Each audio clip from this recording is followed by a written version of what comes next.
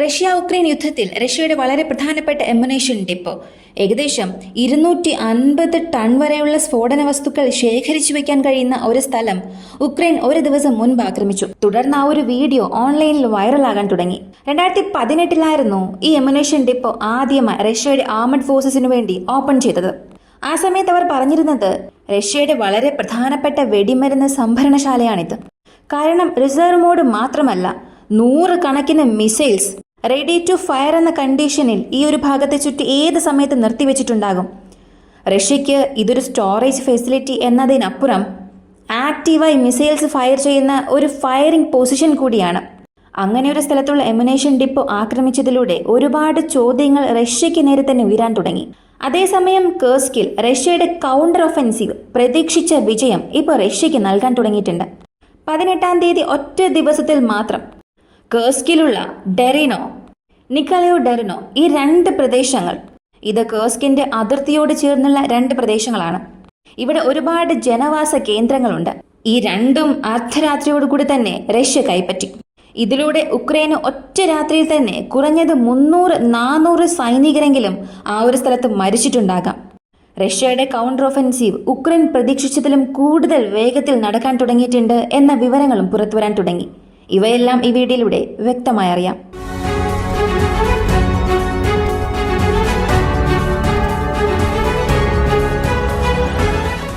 ആദ്യം ഹെസ്ബുള്ളയെ സംബന്ധിക്കുന്ന ചില പ്രശ്നങ്ങൾ എന്താണെന്നറിയാം. കഴിഞ്ഞ 2 ദിവസമായി ലബനനിൽ എന്തൊക്കെ പ്രശ്നങ്ങൾ നടക്കുന്നു എന്നുള്ളത് നമുക്ക് നന്നായി അറിയാം. പെട്ടെന്ന് കമ്മ്യൂണിക്കേഷൻ ഡിവൈസസ് ഓരോന്നായി പൊട്ടിത്തെറിക്കുന്നു. വാക്കി ടോക്കീസ് പൊട്ടിത്തെറിച്ചത്. ഇങ്ങനെ ലബനനിൽ വളരെ വലിയ സംഘർഷാവസ്ഥ ഇപ്പോഴും നിലനിൽക്കുന്നുണ്ട്. ജനങ്ങൾ ആരും ഭയപ്പെടരുത്, ഈ പ്രശ്നങ്ങളെല്ലാം ഞങ്ങൾ എത്രയും പെട്ടെന്ന് നിയന്ത്രണത്തിലാക്കുമെന്ന് ലബനൻ സർക്കാർ കൂടാതെ ഹെസ്ബുള്ളയുടെ ചില നേതാക്കൾ പറഞ്ഞാലും ജനങ്ങൾ നടന്നവസാനിച്ച ഈ ഒരു പ്രശ്നത്തിന്റെ ആഘാതത്തിൽ നിന്നും ഇതുവരെയും പുറത്തു വന്നിട്ടില്ല. പ്രധാനമായും മാനസികമായി ആർക്കും പുറത്തേക്ക് വരാൻ സാധിച്ചിട്ടില്ല. നിങ്ങൾ തന്നെ ഒന്ന് ചിന്തിച്ചു നോക്കുക. നിങ്ങൾ ഒരു മാർക്കറ്റിൽ നിൽക്കുകയാണ്. നിങ്ങളെ ചുറ്റി 2 പേജർ ഡിവൈസ് അല്ലെങ്കിൽ കമ്മ്യൂണിക്കേഷൻ ഡിവൈസ് ഉണ്ടെന്ന് ചിന്തിക്കുക. അവ രണ്ടും ഒരു പടക്കത്തേക്കാൾ ഉച്ചത്തിലുള്ള ശബ്ദത്തിൽ പൊട്ടിത്തെറിക്കുന്നു. അല്ലെങ്കിൽ ഒരു മിനി ബോംബ് പോലെ പൊട്ടിത്തെറിച്ചാൽ നിങ്ങളുടെ മാനസികാവസ്ഥ എന്തായിരിക്കും? നിങ്ങളുടെ മനസ്സിനെ അത് അത്രത്തോളം ബാധിക്കും. അവിടെയുള്ള ഗ്രാഫിക്കൽ വിഷ്വൽസ് കണ്ടാൽ തന്നെ നിങ്ങൾക്കത് മനസ്സിലാകും. ഈ ഒരു സംഭവം നേർക്കുനേർ കണ്ടവർക്ക് അത് എത്രത്തോളം ആഘാതം ഉണ്ടാക്കിയിട്ടുണ്ടാകുമെന്ന്. ഇതിനിടയിൽ സംഭവിച്ചത് ഇസ്രായേലിന്റെ വാർ ക്യാബിനറ്റ് അവരുടെ സുരക്ഷാ കൗൺസിൽ യോഗം നടന്നവസാനിച്ചു. ഇത് അവസാനിച്ചതിനു ശേഷം ഇസ്രായേൽ ഒരു പ്രസ്താവന നടത്തി. പ്രധാനമന്ത്രി ബെഞ്ചമിൻ നെതന്യാഹുവിന് പൂർണ്ണ അനുമതി ലഭിച്ചിട്ടുണ്ട്.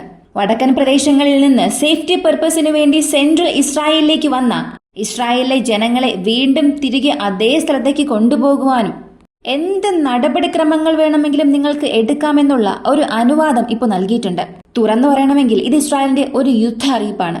കാരണം ഇതിനുശേഷം ഇസ്രായേലിനെതിരെ ഹിസ്ബുള്ള എന്തെങ്കിലും ഒരു പ്രശ്നം ചെയ്യണം എന്ന് വിചാരിച്ചാൽ ആ സമയത്ത് വാർ ക്യാബിനറ്റ് കൂട്ടി ഇസ്രായേലിന് ഏതൊരു അനുവാദവും വാങ്ങേണ്ട ആവശ്യം ഇല്ല.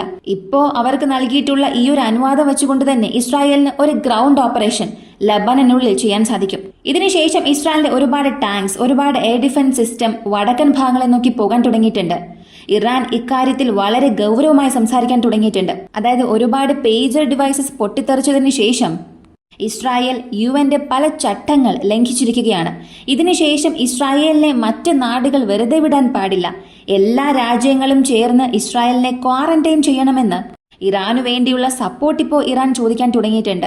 എന്നാൽ ഇറാന്റെ പ്രസ്താവനയ്ക്ക് അല്ലെങ്കിൽ ഈ ഒരു ആശയത്തിന് പിന്തുണ അറിയിക്കുന്ന രാജ്യങ്ങളുടെ എണ്ണം വളരെ വളരെ കുറവാണ്. മാത്രവുമല്ല, റഷ്യ ഇറാന്റെ രാഷ്ട്രീയത്തിൽ പ്രധാന പങ്കുവഹിക്കാൻ തുടങ്ങിയിട്ടുണ്ട്. സെർഗേ ഷോയിഗോ ഇറാനിലേക്ക് വന്നുപോയിരുന്നു.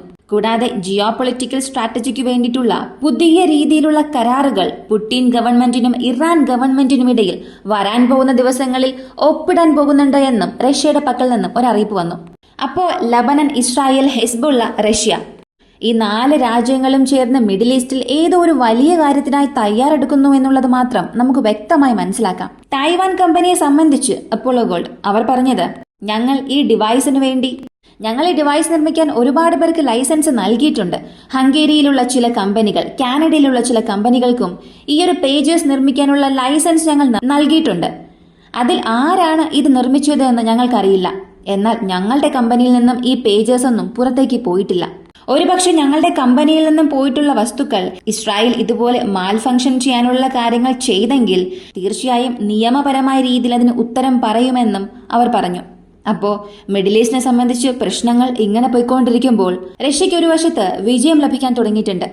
കേർസ്കിൽ കൗണ്ടർ ഒഫൻസീവിലൂടെ അവരുടെ പ്രദേശങ്ങളെ തിരികെ എടുക്കാൻ തുടങ്ങിയ അതേ സമയത്ത് ടൊറോപ് സിറ്റിയിലുള്ള വളരെ പ്രധാനപ്പെട്ട എമുനേഷൻ depot Ukraine തകർക്കുന്നു.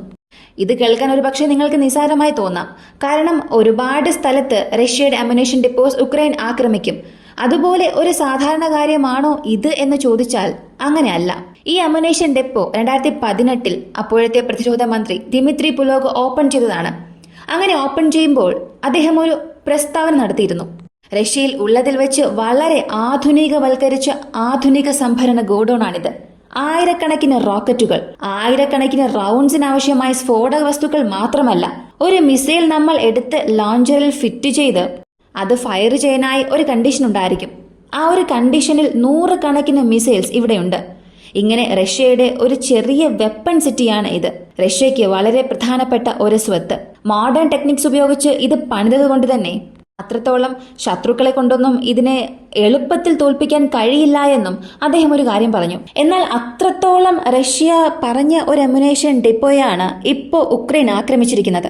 Long range weapons ഉപയോഗിച്ച് ആക്രമിച്ചിട്ടുണ്ടാകാമെന്ന് ചിലർ പറയുന്നു. ഡ്രോൺസ് ഉപയോഗിച്ച് ആക്രമിച്ചിട്ടുണ്ടാകാമെന്നും ചിലർ പറയുന്നു. ഇങ്ങനെ ഒരുപാട് അവകാശവാദം ഉണ്ടെങ്കിലും ഔദ്യോഗികമായി റഷ്യയോ ഉക്രൈനോ ഇതിനെക്കുറിച്ച് ഒന്നും പറഞ്ഞിട്ടില്ല. പക്ഷെ ആദ്യഘട്ട റിപ്പോർട്ട് വെച്ച് നോക്കുമ്പോൾ ഡ്രോൺസ് ഉപയോഗിച്ച് ഈ സ്ഥലത്ത് ആക്രമണം നടത്താനുള്ള സാധ്യത ഉള്ളതായി പറയുന്നു. എന്നാൽ ഡ്രോൺസ് ഉപയോഗിച്ച് അണ്ടർഗ്രൗണ്ടിലുള്ള എമിനേഷൻസിനെ പൊട്ടിത്തെറിപ്പിക്കുക അത്രത്തോളം എളുപ്പമുള്ള ഒരു കാര്യമല്ല. അപ്പോൾ ഇവിടെ ലോങ് റേഞ്ച് മിസൈൽസ് എന്തെങ്കിലും ഉക്രൈൻ ഉപയോഗിച്ചിരിക്കാനുള്ള സാധ്യതയും ഉണ്ട്. ഇത് കാരണം റഷ്യക്കിപ്പോൾ എന്ത് നഷ്ടം ഉണ്ടായി എന്ന് ചോദിച്ചാൽ ആ ഒരു സ്ഥലത്ത് മുഴുവനായും സ്റ്റോർ ചെയ്ത് വെച്ചിരുന്ന എല്ലാ ആയുധങ്ങൾക്ക് ആവശ്യമായ സ്ഫോടക വസ്തുക്കളും കത്തി നശിച്ചു. ആദ്യം ആ ഫൂട്ടേജ് കാണുമ്പോൾ തന്നെ ഒരു ന്യൂക്ലിയർ എക്സ്പ്ലോഷൻ ഉണ്ടായതുപോലെ തോന്നും. കാരണം ആ മഷ്റൂം ക്ലൗഡ്സ് അത് കണ്ട് തന്നെ എല്ലാവരും ഭയപ്പെടാൻ തുടങ്ങി. പിന്നീടാണ് ഒരു കാര്യം മനസ്സിലായത്. ഒരു ഡീപ്പ് സ്ട്രൈക്കിലൂടെയാണ് ഇത് സംഭവിച്ചത്. ഉക്രൈന്റെ മിസൈൽസ് നേരിട്ട് ചെന്ന് അമ്യുനേഷൻ ഡെപ്പോയുടെ ബങ്കേഴ്സിൽ നുഴഞ്ഞു കയറി പൊട്ടിത്തെറിച്ചതുകൊണ്ട് അകത്തുണ്ടായിരുന്ന സ്ഫോടക വസ്തുക്കളെല്ലാം ഒരേ സമയത്ത് പൊട്ടിത്തെറിക്കുകയും ചില 100 മീറ്റർ വരെയും ആ തീജ്വാല പുറത്തേക്ക് വന്നു. ഒരുപാട് ദൂരെ നിന്നാണ് ഈ ഒരു ഫൂട്ടേജ് എടുത്തത്. അത് കാണുമ്പോൾ തന്നെ മനസ്സിലാക്കാം ഒറ്റ സമയത്ത് അകത്തുള്ള എല്ലാ സ്ഫോടക വസ്തുക്കളും പൊട്ടിത്തെറിച്ചിട്ടുണ്ട്. അടുത്തിടെ ഉണ്ടായതിൽ വെച്ച് വലിയൊരു നഷ്ടമായി ഇത് മാറിയിരിക്കുകയാണ്. കാരണം ഒരു വശത്ത് റഷ്യയ്ക്ക് ആയുധക്ഷാമമുള്ളതായി പലരും പറയുന്നുണ്ട്. ഇപ്പോൾ ഉക്രൈൻ റഷ്യയുടെ ഫ്രണ്ട് ലൈന് അടുത്തുള്ള എമുനേഷൻ ഡെപ്പോസ് ആക്രമിക്കുകയാണെങ്കിൽ റഷ്യയുടെ ഒഫൻസീവിനെ അത് തീർച്ചയായും ബാധിക്കും. കുറച്ചു ദിവസത്തേക്ക് അവർക്കത് തടയാൻ സാധിക്കും. ഇതിനിടയിൽ റഷ്യയുടെ കേഴ്സ് കൗണ്ടർ ഒഫൻസീവ്, അതിൽ 2 പ്രധാനപ്പെട്ട പ്രദേശമാണ് നിക്കാലയോ ഡെറിനോ എന്ന 2 പ്രദേശം. ഇവ രണ്ടും അതിർത്തി പ്രദേശമാണ്. ഇവിടെ ഇപ്പോൾ റഷ്യ ചെയ്തത് ഉക്രൈൻ സൈനികർ കൂടുതലുള്ള സ്ഥലങ്ങളെ നോക്കി അവരുടെ പീരങ്കി ആക്രമണം നടത്തുന്നു. ഇങ്ങനെ ചെയ്തതിനു ശേഷം ഒരു 1/2 മണിക്കൂറോളം അവരുടെ ആർട്ടിലറി സ്ട്രൈക്ക് നടന്നു. ഇപ്പോൾ ഈ 2 സെറ്റിൽമെന്റ്സിനും പ്രധാനപ്പെട്ട റോഡ് കണക്ഷൻസ് ഒന്നും തന്നെ ഇല്ല. ഈ 2 സെറ്റിൽമെന്റ്സിനെയും ചേർക്കുന്ന രീതിയിൽ മൊത്തം 3-4 റോഡ്സ് മാത്രമാണ് പോകുന്നതും വരുന്നതും. ആ 4 റോഡിനെയും മൊത്തത്തിൽ റഷ്യ ബ്ലോക്ക് ചെയ്തു. അതായത് ഒരു ആർട്ടിലറി സ്ട്രൈക്ക് അകത്ത് നടത്തുകയും ആ സ്ട്രൈക്ക് നടന്നതിന് ശേഷം അവിടെ നിന്ന് രക്ഷപ്പെടണമെന്ന് ചിലർ ചിന്തിക്കുമല്ലോ. അങ്ങനെ രക്ഷപ്പെടണം എന്ന് ചിന്തിക്കുന്നവരെ പോലും വെറുതെ വിടാതെ, പുറത്തേക്ക് വിടാതെ ഈ 4 റോഡും ബ്ലോക്ക് ചെയ്തതുകൊണ്ട് ഉക്രൈന്റെ സൈനികർ എല്ലാവരും അവിടെ ട്രാപ്പ് ആകാൻ തുടങ്ങി. ഇപ്പോൾ റഷ്യയുടെ സൈനികർ അവരെ എല്ലാം ചുറ്റിവളയുകയും ഒരു സർക്കിളായി ഫോം ചെയ്തു, ഡിഫൻസീവ് ലൈൻ ഫോം ചെയ്തു. എല്ലാ വശങ്ങളിൽ നിന്നും ഒരേ സമയത്ത് ആക്രമിക്കാൻ തുടങ്ങിയതുകൊണ്ട് ഉക്രൈൻ സൈന്യം ഇപ്പോൾ അകത്തകപ്പെട്ടു. ഇങ്ങനെ അകപ്പെട്ടതുകൊണ്ട് ഇതിൽ ഒരുപാട് പേർ മരിച്ചു. കൂടാതെ അവർ വച്ചിരുന്ന ആയുധങ്ങളും നഷ്ടപ്പെട്ടു. തിരിച്ചടിക്കാൻ ആവശ്യമായ ആയുധങ്ങൾ പോലും ഇല്ലായിരുന്നു. ഈയൊരു സമയം ശരിയായി പ്രയോജനപ്പെടുത്തി റഷ്യ ആക്രമിച്ചതുകൊണ്ട് കുറഞ്ഞത് 300 പേരെങ്കിലും ആ ഒരു സ്ഥലത്ത് മരിച്ചിട്ടുണ്ടാകാൻ സാധ്യതയുണ്ടെന്ന് പറയുന്നു. ഉക്രൈന് ഒറ്റ രാത്രിയിൽ, അതും വെറും 2 മണിക്കൂറിനുള്ളിൽ ഉക്രൈന് സംഭവിച്ചതിൽ വെച്ച് വലിയൊരു നഷ്ടമായി മാറി. റഷ്യയുടെ മീറ്റ് ഗ്രൈൻഡറിലേക്ക് ഉക്രൈൻ അവരുടെ സൈനികരെ അയച്ച് ബലിയാക്കിക്കൊണ്ടിരിക്കുകയാണ് എന്ന് ഉക്രൈനിലെ ജനങ്ങൾ തന്നെ പറയാൻ തുടങ്ങി. ഈ ഫോഴ്സ്ഡ് മൊബിലൈസേഷനെതിരെ പ്രതിഷേധം നടത്തുന്ന ഒരുപാട് ജനങ്ങൾ ഉക്രൈൻ സർക്കാരിനെതിരെ കുറ്റം പറയാൻ തുടങ്ങിയിട്ടുണ്ട്. ഫോഴ്സ് മൊബിലൈസേഷനെ സംബന്ധിച്ച് ഞാൻ വീണ്ടും ഒരു കാര്യം ആവർത്തിക്കുകയാണ്. ഉക്രൈന് തീർച്ചയായും ഇതൊരു തലവേദനയായി മാറും. അവരുടെ തലയ്ക്ക് മുകളിൽ തൂങ്ങുന്ന ഒരു കത്തിയായി മാറും. എന്നാണോ ഇതൊരു വലിയ പ്രശ്നമായി മാറുന്നത്, അല്ലെങ്കിൽ എന്നാണോ ജനങ്ങൾ ഇതിനെ ചൊല്ലി ഒരു വിപ്ലവം ഉണ്ടാക്കുന്നത്, അന്നു മുതൽ സെലൻസ്കി സർക്കാരിന് ആ സമ്മർദ്ദം വീണ്ടും വർദ്ധിക്കാൻ തുടങ്ങും. അതിൽ യാതൊരു സംശയവുമില്ല. കൂടാതെ ഇപ്പോൾ സെലൻസ്കി അമേരിക്കയിലേക്കും പോകാൻ പോകുന്നുണ്ട്. ബൈഡനുമായി ഒരു മീറ്റിംഗ് നടത്താൻ പോകുന്നു എന്നുള്ള പല വാർത്തകൾ പുറത്തു വരുന്നുണ്ട്. എന്നാൽ വൈറ്റ് ഹൗസ് ഇതിനെക്കുറിച്ച് ഔദ്യോഗികമായി ഒന്നും പറഞ്ഞില്ല. കാരണം സെലൻസ്കിയെ ഈയിടെയായി വലിയ രാജ്യങ്ങളുടെ നേതാക്കൾ ഒന്നും തന്നെ കണ്ടിട്ടില്ല. ഗവൺമെന്റിനുള്ളിലെ ചില വ്യക്തികൾ കാണുന്നു എന്നതല്ലാതെ പ്രധാനമായും പ്രസിഡന്റ് പോസ്റ്റിലുള്ളവർ അടുത്തിടെയായി ഉക്രൈനുമായി അല്ലെങ്കിൽ സെലൻസ്കിയുമായി ഒരു കൂടിക്കാഴ്ച നടത്തുന്നത് കഴിവതും ഒഴിവാക്കുന്നുണ്ട്. അപ്പോൾ അമേരിക്കയിൽ വെച്ച് ഈ ഒരു മീറ്റിംഗ് നടക്കുമോ ഇല്ലയോ എന്നുള്ളത് വരും ദിവസങ്ങളിൽ മാത്രമേ അറിയാൻ സാധിക്കൂ. എന്നാൽ ഈ ഒരു മീറ്റിംഗ് നടന്നാലും നടന്നില്ലെങ്കിലും ഉക്രൈൻ എപ്പോഴും ചോദിക്കുന്നത് തന്നെ വീണ്ടും ചോദിക്കും, ഞങ്ങൾക്ക് ലോങ് റേഞ്ച് വെപ്പൺസ് വേണം, ഞങ്ങൾക്ക് പെർമിഷൻ നൽകണം എന്ന്. എന്നാൽ അങ്ങനെയുള്ള ആ വളരെ പ്രധാനപ്പെട്ട അനുവാദം അമേരിക്ക നൽകുമോ ഇല്ലയോ എന്നുള്ളതാണ് ഇവിടെയുള്ള ഏറ്റവും വലിയൊരു ചോദ്യം. ഈ ഒരു വീഡിയോയെക്കുറിച്ചുള്ള നിങ്ങളുടെ അഭിപ്രായം കമൻറ്റിൽ പറയുക. വീഡിയോ ഇഷ്ടമായാൽ ലൈക്ക് ചെയ്യുക, ഷെയർ ചെയ്യുക. നമ്മുടെ ചാനൽ ആദ്യമായി കാണുന്നവരാണെങ്കിൽ മറക്കാതെ സബ്സ്ക്രൈബ് ചെയ്ത് സപ്പോർട്ട് ചെയ്യുക. മറ്റൊരു വീഡിയോയുമായി വീണ്ടും കാണാം.